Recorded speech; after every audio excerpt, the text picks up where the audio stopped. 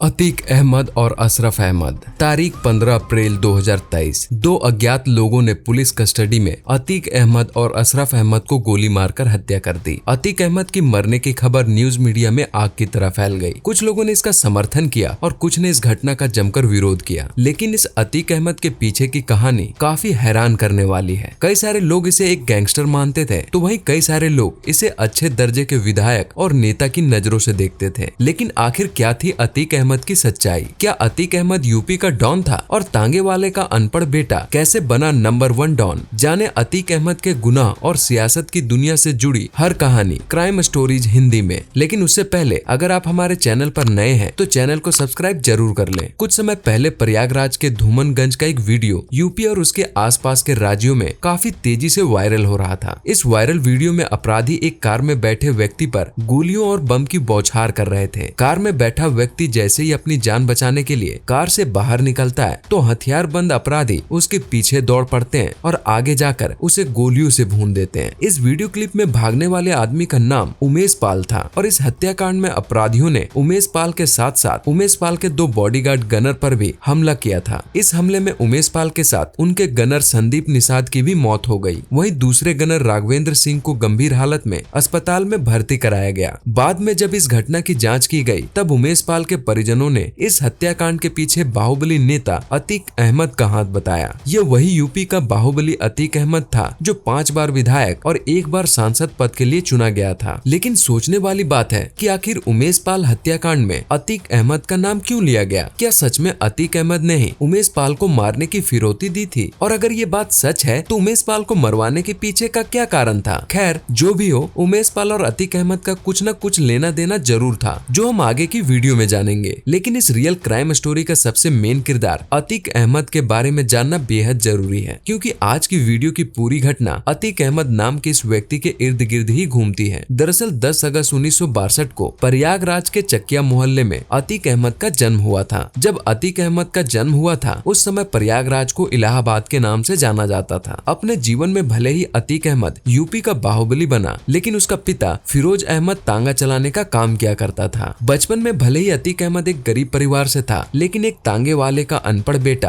अतीक इतना महत्वाकांक्षी था कि पैसों की खातिर जुर्म की दुनिया में कदम रखने के बाद वो कुछ ही दिनों में अपराध जगत का बेताज बादशाह बन गया। अतीक को बचपन से ही पढ़ाई लिखाई में मन नहीं लगता था। जैसे तैसे करके उसने मैट्रिक की परीक्षा लिखी जिसमें वो फेल हो गया और फिर अतीक वो बन गया जो वो बनना चाहता था और जिसमें उसका मन लगता था। अमीर बनने के सपने पूरे करने के लिए वो बुरे लोगों की संगत में रहने लगा। साल 1979 में केवल 17 साल की उम्र में उसने एक हत्या कर डाली और वो हत्या का आरोपी बन गया। इस हत्या के बाद वो अपराधी बनने की परीक्षा को पास कर चुका था। धीरे धीरे करके उसका यह आतंक बढ़ता गया और कुछ समय बाद उस इलाके के छोटे मोटे गैंगस्टर और अपराधी इसे अपना गुरु मानने लगे और कुछ ही समय के अंदर उस इलाके के लिए इसका वर्चस्व इतना बढ़ गया कि वहाँ के लोग भी इसके नाम से डरने लगे। अब अतीक समझ चुका था कि उसके नाम का सिक्का इलाहाबाद में चल चुका है और वो इसी बात का फायदा उठाकर लोगों से रंगदारी वसूल करने लगा। अब अतीक अहमद की जिंदगी में बेशुमार पैसा और लोगों के मन में उसका डर दोनों फलने फूलने लगा था। जैसे जैसे अतीक अहमद का खौफ बढ़ता गया वैसे वैसे वहाँ के छोटे बड़े गैंगस्टर की नजर अतीक अहमद पर पड़ने लगी। अतीक अहमद की तरह चांद बाबा नाम के गैंगस्टर का भी खौफ यूपी में हुआ करता था। जब अतीक अहमद का नाम दूर दूर तक फैलने लगा तब इसकी खबर चांद बाबा को भी मिली और वो नहीं चाहता था कि उस इलाके में उससे बड़ा कोई और गैंगस्टर आए। मीडिया रिपोर्ट के अनुसार बताया जाता है कि पुलिस भी चांद बाबा के इलाके में जाने से खौफ खाते थे। उस समय चांद बाबा का आतंक इतना खौफनाक था कि पुलिस उसे चाहकर भी नहीं पकड़ सकती थी। लेकिन अतीक अहमद शायद चांद बाबा के लिए सनी बनकर आया था। आए दिन दोनों में गैंगवार होते रहते थे। चांद बाबा से पुलिस, नेता, कारोबारी सभी परेशान थे। पहली गैंगवार में पुलिस ने भी अतीक अहमद पर कोई कार्रवाई नहीं की, क्योंकि सभी चाहते थे कि चाहे जैसे भी हो चांद बाबा का खत्म होना जरूरी है। लेकिन शायद पुलिस, नेता और कारोबारी ये नहीं जानते थे कि आने वाले समय में अतीक अहमद चांद बाबा से भी बड़ी मुसीबत बन जाएगा। अनजाने में ही सही, लेकिन पुलिस वालों ने अतीक अहमद के लूटपाट, चोरी और अपहरण जैसी वारदातों को अनदेखा करना शुरू कर दिया। लेकिन धीरे धीरे अतीक अहमद हाई प्रोफाइल हत्याकांडों को अंजाम देने लगा, जिसमें वो अत्याधुनिक हथियारों का इस्तेमाल भी करता था। अतीक अहमद अपने खुद के ही किए गए अपराधों को देखकर यह अंदाजा लगा चुका था कि देर से ही सही, लेकिन पुलिस उस पर जरूर हाथ डालेंगे। इसलिए उसने पुलिस से बचने के लिए विधायकी का रास्ता चुना और उत्तर प्रदेश में होने वाले 1989 के विधानसभा चुनाव के लिए लिए उसने पश्चिमी इलाहाबाद से चुनाव लड़ने के लिए पर्चा भरा। लेकिन अतीक अहमद के विधानसभा चुनाव लड़ने की खबर उसके जानी दुश्मन शौक इलाही उर्फ चांद बाबा को लगी। और फिर क्या था, अब चांद बाबा को लगने लगा कि अगर इस विधानसभा चुनाव में अतीक अहमद जीत जाता है तो उस क्षेत्र में चांद बाबा का वर्चस्व पूरी तरीके से खत्म हो जाएगा। इसलिए चांद बाबा ने अतीक अहमद को चुनौती देने के लिए वो भी राजनीति के मैदान में विधानसभा चुनाव लड़ने के लिए कूद पड़ा। और इसके बाद दोनों की दुश्मनी ने एक बार फिर से आग पकड़ ली। लेकिन इस चुनाव के सियासी खेल में चांद बाबा की पूरी चालाकी धरी की धरी रह गई और अतीक अहमद विधानसभा का चुनाव जीतकर विधायक बन गया। अब तक इलाहाबाद के लोग जिसे mafia, gang leader, history sheeter, बाहुबली और दबंग के नाम से जानते थे, वो अब माननीय विधायक जी बन चुका था। इसी बीच एक दिन रोशन बाग में कबाब पराठे की एक दुकान में शाम 7:30 बजे के आसपास दोनों का आमना सामना हुआ। पहले बहस हुई और फिर ताबड़तोड़ गोलियां और बम चलने लगे। इस घटना में चांद बाबा मारा गया और हत्या का आरोप अतीक अहमद पर लगा। चांद बाबा गैंग के सदस्य इस्लाम नाटे, जग्गा और अख्तार कालिया बच निकले। बाद में पुलिस ने एक मुठभेड़ में इस्लाम नाटे को ढेर कर दिया। इसके बाद चांद बाबा के ही एक खास आदमी अख्तर कालिया की हत्या कर दी गई और फिर मुंबई भागे जग्गा को वापस इलाहाबाद लाकर मार दिया गया। और इस तरह अतीक अहमद ने चांद बाबा और उसके गैंग का पूरी तरह से सफाया कर दिया। इस गैंग वार के बाद इलाहाबाद को चांद बाबा से छुटकारा मिल गया। चांद बाबा की हत्या करने के बाद उस इलाके में अतीक अहमद का रुतबा और जोरों से बढ़ गया। अतीक अहमद राजनीति का दामन थामकर अपने क्षेत्र का बाहुबली बन चुका था। अपने क्षेत्र के राजनीतिक पार्टियों के लिए अतीक अहमद इतना बड़ा नाम बन चुका था कि विधानसभा चुनाव के लिए उसके विपक्ष में किसी को खड़े होने की हिम्मत नहीं होती थी। अतीक अहमद की खास बात थी कि वो निर्दलीय होते हुए भी साल 1991 और साल 1993 में लगातार 2 बार और विधायक बना। इस बीच वर्ष 1995 में सपा राजनीतिक पार्टी के तत्कालीन विधायक जवाहर पंडित को सिविल लाइंस की सड़क पर दिन दहाड़े गोलियों से भून दिया गया। चांद बाबा के बाद प्रयागराज में ये दूसरी सबसे बड़ी राजनीतिक हत्या थी। उस समय के इलाहाबाद में इस तरह की हत्याकांड को पहली बार अंजाम दिया गया था, जिसमें AK-47 का इस्तेमाल किया गया था। राजनीतिक बैकग्राउंड और इतनी बड़ी बड़ी हत्या करने के बाद अतीक अहमद की छवि राजनीति पार्टियों में काफी ऊंची हो गई, जिसके बाद उसके साथ हर पार्टी जुड़ना चाहती थी। और साल 1996 में समाजवादी पार्टी ने उसे विधायक का टिकट भी दे दिया और पिछली बार की तरह इस बार भी उसने विधायक का चुनाव जीत लिया। चुनाव जीतने के कुछ ही समय बाद उसने शाइस्ता परवीन से शादी कर ली। 1996 तक अतीक अहमद के पास वो सब कुछ था जिसके उसने सपने देखे थे।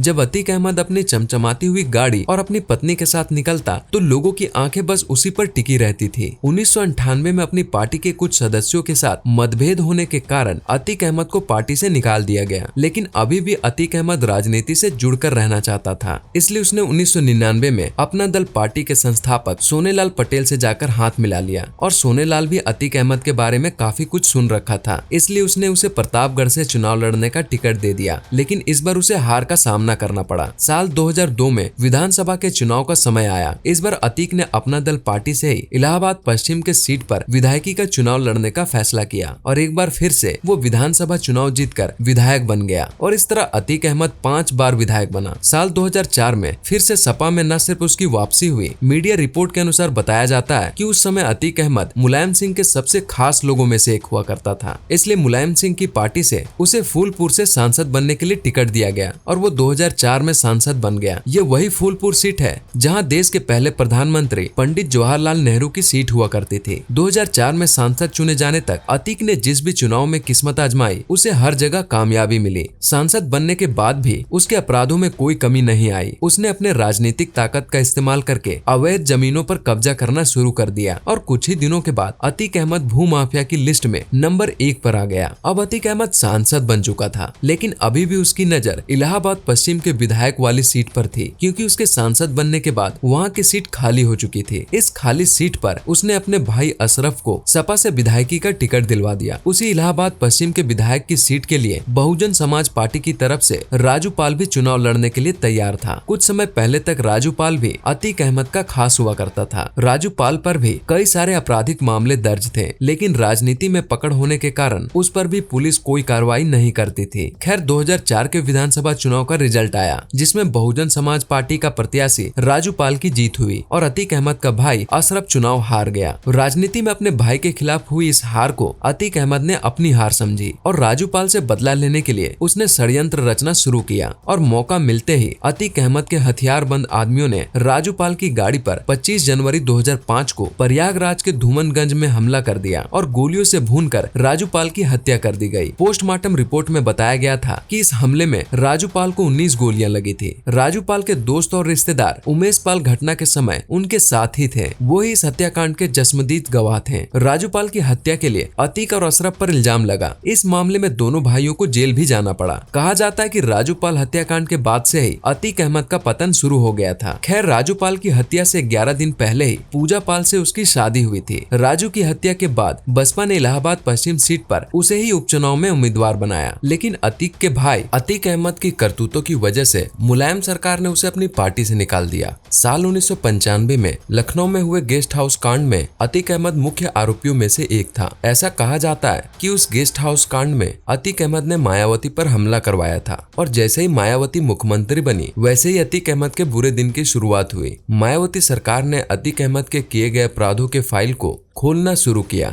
और उसके अपराधों को देखते हुए उत्तर प्रदेश पुलिस ने उसे मोस्ट वांटेड घोषित कर उस पर 20,000 का इनाम रख दिया, क्योंकि उसकी क्राइम फाइल खुलने के बाद वो गायब हो चुका था। मायावती सरकार हाथ धोकर अतीक अहमद के पीछे पड़ चुकी थी। अतीक अहमद का बन रहा अलीना सिटी ड्रीम प्रोजेक्ट के जमीन को भी अवैध घोषित कर दिया गया। वहीं दूसरी तरफ उमेश पाल सपा विधायक पूजा पाल के भाई थे। बसपा विधायक राजू पाल की हत्या के मुख्य गवाह उमेश पाल का 2007 में अपहरण कर लिया गया था। अपहरण करने वालों ने उन्हें राजू पाल हत्याकांड में गवाही न देने के लिए कहा था। मायावती की सरकार आने पर इस हमले में उमेश पाल ने प्रयागराज के धूमनगंज थाने में FIR दर्ज कराई थी। इस मामले में अन्य लोगों के साथ साथ पूर्व सांसद अतीक अहमद और उनके छोटे भाई और पूर्व विधायक खालिद अजीज उर्फ अशरफ भी आरोपी बनाए गए और कुछ ही दिनों के अंदर दिल्ली पुलिस ने अतीक अहमद को गिरफ्तार कर यूपी के जेल में बंद कर दिया। अतीक अहमद अपने गुनाहों पर पर्दा डालने के लिए अपने साथ जुड़े राजनीतिक पार्टियों को कवच के तौर पर इस्तेमाल किया और अपराध व राजनीति के दम पर करोड़ों नहीं बल्कि अरबों रुपए का साम्राज्य खड़ा कर लिया। यूपी के जेल में बंद होने के बाद भी उसने फिर से इलाहाबाद पश्चिम से विधायक का चुनाव लड़ने का फैसला किया। वो जेल के अंदर रहकर ही साल 2012 के विधानसभा चुनाव के लिए पर्चा भरा। उस समय तक उस पर लगाए हुए ज्यादातर आरोपों के लिए उसे जमानत मिल चुकी थी, लेकिन गैंगस्टर एक्ट के एक मामले में उसकी सुनवाई होनी अभी भी बाकी थी। इसके लिए उसने इलाहाबाद कोर्ट में याचिका दायर की। अतीक अहमद के भौकाल का अंदाजा इसी बात से लगाया जा सकता था कि उसके खिलाफ चल रहे इलाहाबाद हाईकोर्ट में मुकदमे की सुनवाई करने वाले 10 जजों ने उसके मुकदमे की सुनवाई से खुद को अलग कर लिया था। बाद में 11वें जज ने उसके जमानत पर सुनवाई की और चुनाव से पहले उसे जमानत पर रिहा कर दिया गया। 2012 के विधानसभा चुनाव में अतीक अहमद के विपक्ष में राजू पाल की पत्नी पूजा पाल खड़ी थी, लेकिन इस चुनाव में भी अतीक अहमद की किस्मत ने उसका साथ नहीं दिया और वो हार गया। इसके बाद 2014 में श्रावस्ती सीट से समाजवादी पार्टी के टिकट पर, 2018 में फूलपुर सीट के उपचुनाव में और 2019 में निर्दलीय उम्मीदवार के तौर पर वाराणसी सीट से PM मोदी के खिलाफ लोकसभा का चुनाव लड़ा, लेकिन सभी जगह उसे करारी हार का सामना करना पड़ा। श्रावस्ती को छोड़कर लोकसभा के बाकी तीनों चुनाव में तो उसकी जमानत तक जब्त हो गई। अतीक अहमद को माफिया, बाहुबली और डॉन यूं ही नहीं कहा जाता। सख्त सरकार और जेल में रहने के बाद भी उसके जुर्म का सिक्का चलता रहा। वो जेल की सलाखों के पीछे से कई जुर्म को अंजाम देता रहा। देवरिया जेल में रहते हुए उसने मोहित जायसवाल नाम के एक बिजनेसमैन को रंगदारी न देने के कारण किडनैप कर लिया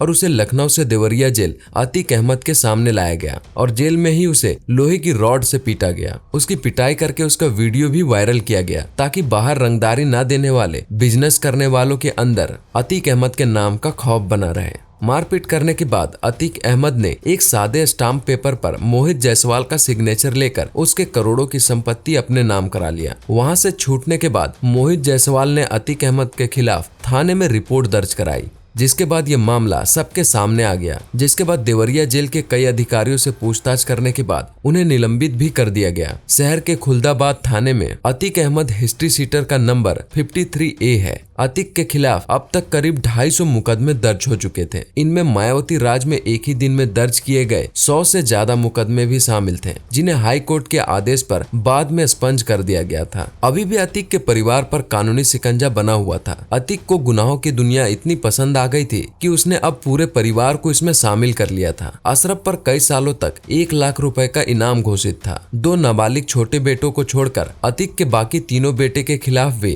क्रिमिनल केस दर्ज हो चुका था। सबसे बड़ा बेटा उमर लखनऊ तो दूसरे नंबर का अली अहमद प्रयागराज की नैनी सेंट्रल जेल में कैद था। सीबीआई द्वारा 2 लाख रुपए का इनाम घोषित किए जाने के बाद बड़े बेटे उमर ने लखनऊ में सरेंडर किया था। दूसरे नंबर के बेटे अली ने 5 करोड़ रुपए की रंगदारी मांगने के मामले में पिछले साल जुलाई महीने में प्रयागराज कोर्ट में सरेंडर किया था। तीसरा बेटा Asad Umesh Pal shoot out case में मोस्ट वांटेड था और उस पर 2.5 लाख रुपए का इनाम रखा गया था। परिवार के सदस्य एवं उसकी पत्नी साहिस्ता परवीन पर भी धूमनगंज में रमेश पाल हत्या मामले में पहला मामला दर्ज हो गया था। मोहित जायसवाल कांड के बाद वहां के जेल अधीक्षक के अंदर इतना डर भर गया था कि उसने सरकार से गुहार लगाकर अतीक अहमद को देवरिया जेल से बरेली भेज दिया गया। राजू पाल हत्याकांड में उमेश पाल ही एकमात्र ऐसा गवाह था जो अतीक के खिलाफ डटकर खड़ा था, वो भी तब जब कई गवाह अतीक के खिलाफ गवाही देकर मुकर चुके थे। उमेश 2005 से 2023 तक अतीक अहमद और उनके गुर्गों से अपने दोस्त की मौत का बदला लेने के लिए उसका सामना करते रहे,